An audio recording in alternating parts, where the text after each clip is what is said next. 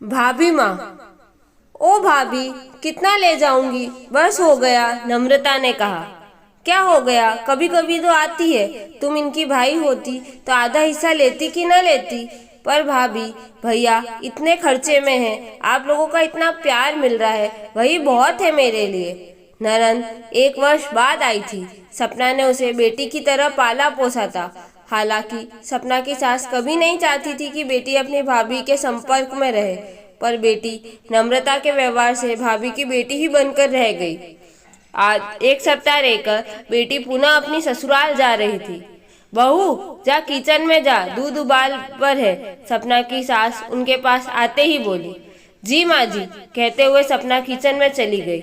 बहू के किचन में जाते ही सास ने अपनी बेटी को 10,000 रुपए अपनी साड़ी के पल्लू में से निकाल कर दिया। यह क्या माँ, रख ले बेटी, तेरे काम आएंगे। पर माँ, तुझे यह मिले कहाँ, आपकी कोई नौकरी तो है नहीं।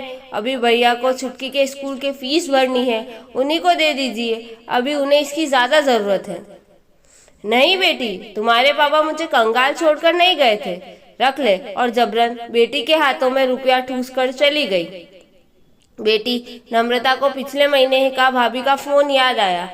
भाभी बहुत परेशान थी। भैया को सैलरी मिली थी और उसमें से 10,000 रुपए घर में से गायब हो गए, बता रही थी। उसने कुछ सोचा, वह हॉल से मुस्कुराई और किचन की तरफ चल पड़ी। अच्छा भाभी, मैं चली। और हाँ, यह 10,000 रुपये अभी सोफे के नीचे मिला है। मेरी जूती उसके नीचे चली गई थी। जूती तलाशने में यह भी मिला। शायद यह वही रुपया है जिसके विषय में आपने फोन किया था। सपना की आंखों में आंसू थे। वह सास और ननंद की बातें सुन चुकी थी।